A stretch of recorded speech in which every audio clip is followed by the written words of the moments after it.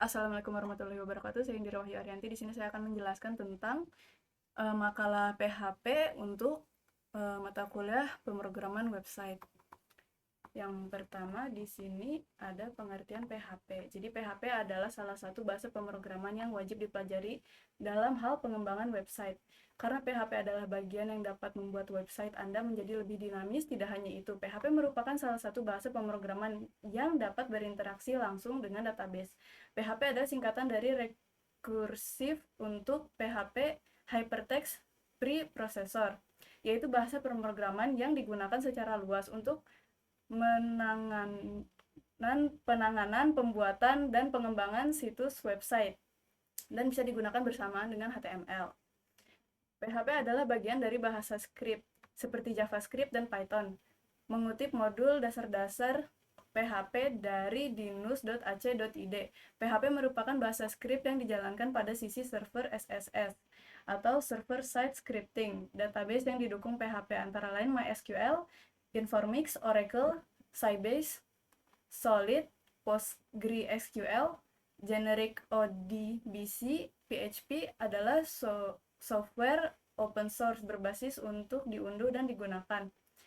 Di sini ada menurut para ahli, yaitu menurut Pak Arif, PHP adalah bahasa server side scripting yang menyatu dengan HTML untuk membuat halaman web yang dinamis. Karena PHP merupakan server side scripting, maka sintaks dan perintah-perintah PHP akan dieksekusi di server, kemudian hasilnya akan dikirimkan ke browser dengan format HTML.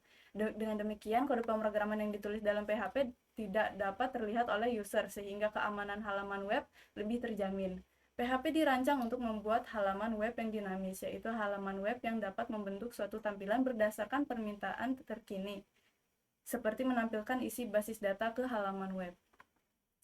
Nah, fungsi pada PHP, pada pemrograman web, adalah untuk membuat atau mengembangkan situs web statis atau situs web dinamis atau aplikasi web.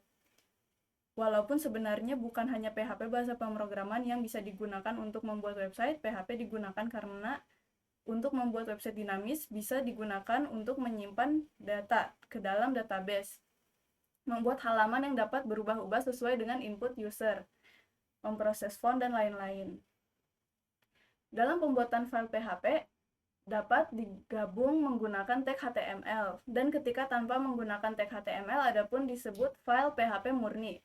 Server menginterpretasikan kode PHP dan mengeluarkan hasilnya sebagai kode HTML ke browser web. Agar server mengidentifikasikan kode PHP dari kode HTML, kita harus selalu menyertakan kode PHP dalam tag PHP. Kelebihan PHP itu adalah bersifat open source, lebih fleksibel, pemuatan yang lebih cepat, lebih user friendly termasuk kepada pemula. Nah, ini ada kekurangannya juga. Kekurangan PHP adalah keamanan yang kurang terjamin, performa yang lemah, tidak sesuai untuk pembangunan aplikasi web yang besar dan kompleks, tidak adanya akses untuk melakukan modifikasi. Lalu di sini ada langkah-langkah cara menggunakan PHP. Yang pertama itu kita start dulu Apache dan MySQL. Lalu setelah itu klik admin di bagian MySQL.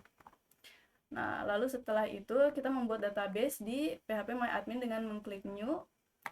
Nah, setelah itu kita membuat codingan di Visual Studio Code dengan nama file index.php dan koneksi.php. Di sini ada contoh codingannya. Lalu di sini ada kode HTML yang kita masukkan ke dalam indeks.